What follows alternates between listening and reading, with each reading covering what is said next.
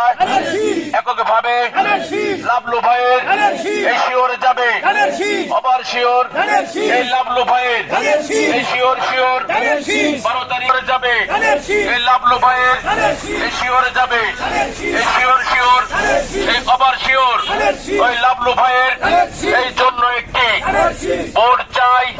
এই পাড়া পয়সা সবার কাছে এই বলে যায়, ওই একটি করে ভোট চাই। এই মা বোনদের জানিয়ে যায় ধানের শীষে একটি করে। সবাই ভালো আছে আপনারা? প্রিয় এলাকাবাসী,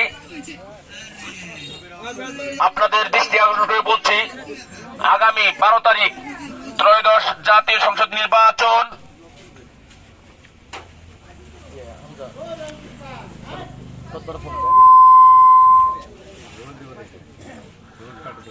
ত্রয়োদশ জাতীয় সংসদ নির্বাচন, এই নির্বাচন গণতন্ত্র প্রতিষ্ঠার নির্বাচন। এই নির্বাচন মানুষের অধিকার আদায়ের নির্বাচন।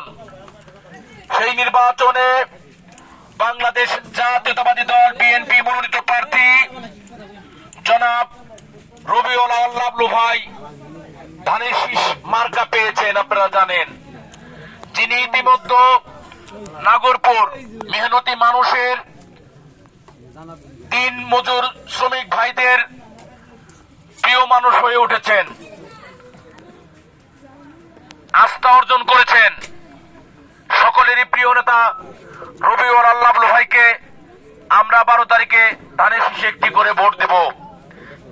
এই ভোট আমাদের প্রিয় নেত্রী, মাদার অব ডেমোক্রেসি, যিনি গণতন্ত্রের মা ছিলেন,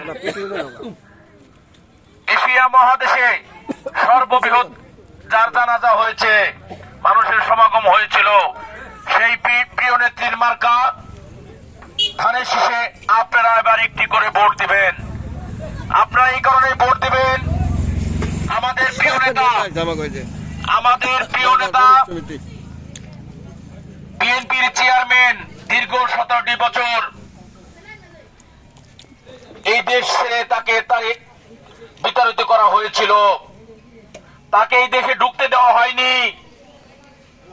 তিনি 17টি বছর পর এসেছেন এবং মানবতার মুক্তির একটা লক্ষ্য নিয়ে এসেছেন। বাংলাদেশের মানুষের, গণতন্ত্রকামী মানুষের মুক্তির একটি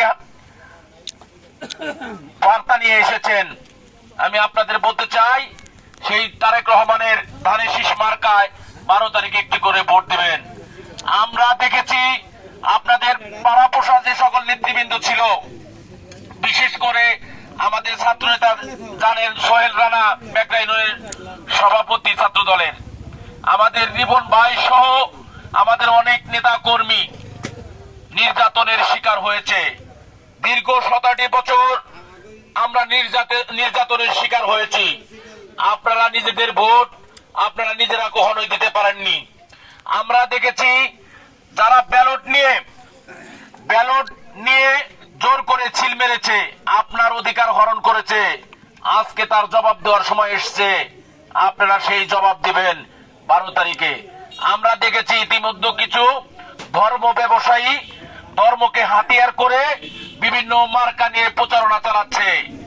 আমরা আমাদের নেতা, আপনারা জানেন তিনি ধর্মপরায়ণ লোক, তিনি সত্যিকার অর্থে যারা মিশেছেন তারা জানেন তিনি নামাজ ছাড়া কোনো কথা বলেন না। আগে গেলে তারপরে সে আমাদের নামাজের নির্দেশনা দেন। তিনি সবসময় ইসলাম ধর্মের বিধান অনুযায়ী তিনি চলেন। আজকে সারা বাংলাদেশে আমরা বিএনপি যারা নেতা কর্মী আছি, সহনশীল অবস্থায় 17টি বছর আমরা অতিক্রম করেছি। আপনাদের মাঝে বলতে চাই, আপনারা 12 তারিখে অবশ্যই আমাদের প্রিয় মানুষ, প্রিয় নেতা, নাগরপুরের সন্তান, ঢাকা বিশ্ববিদ্যালয়ের মেধাবী ছাত্র নেতা, বাংলাদেশ জাতীয়তাবাদী ছাত্র দল কেন্দ্রীয় সংসদের সাবেক আন্তর্জাতিক বিষয়ক সম্পাদক, বাংলাদেশ জাতীয়তাবাদী যুব দল কেন্দ্রীয় সংসদের সাবেক সহ সভাপতি, যিনি আজকে ছাত্র নেতা থেকে জননেতায় উপনীত হয়েছেন আমাদের প্রিয় নেতা রবিউল আউয়াল লাবলু ভাই। সেই লাবলু ভাইকে আপনারা আগামী 12 তারিখ ধানের শীষে একটি করে ভোট দেবেন।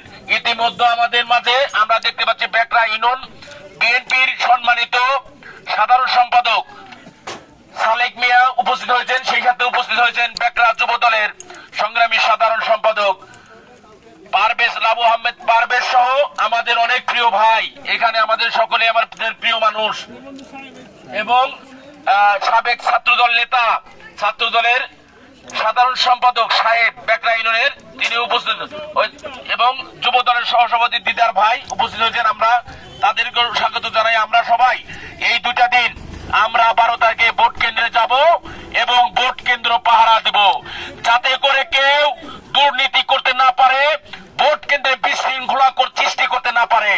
যারা ভোট কেন্দ্রে বিশৃঙ্খলা সৃষ্টি করবে আমরা সঙ্গে সঙ্গে তা প্রতিহত করব। আমাদের একজন জিয়ার সৈনিক থাকা অবস্থায় কোন রকম বিশৃঙ্খলাকারীকে আমরা বরদাস্ত করব না। এবং স্বেচ্ছাসেবক দলের সভাপতি জুয়েল মোল্লা ভাই সহ সকলে উপস্থিত রয়েছেন, সকলকে ধন্যবাদ জানাই। এবং সর্বশেষ আমি লাবলু ভাইয়ের জন্য আবারও আপনাদের কাছে ভোট প্রার্থনা করছি। সবাই 12 তারিখে এই মার্কা কি আছে, ওই খালেদা জিয়ার মার্কা কি আছে, ওই আগামীতে প্রধানমন্ত্রী হবে সেই মার্কা কি আছে, সেই মার্কা সবাই বলে এককে পাবে, এই শিওরে যাবে, এই বেকরাতে, এই বারাপোষা, এই রাবুটিতে, এই শিওর শিওর, এই আবার শিওর, এই 12 তারিখে খালেদা জিয়ার, শহীদ জিয়ার, তারেক জিয়ার, এই লাবলু ভাইয়ের, ওই রিপন ভাইয়ের, ওই সোহেল ভাইয়ের, ওই সালেক ভাইয়ের, ওই লাবু ভাইয়ের, ওই সবাই বলে ওই একসাথে সবাই ভালো থাকবেন ইনশাআল্লাহ। সকলের সুস্বাস্থ্য কামনা করছি। আসসালামু আলাইকুম।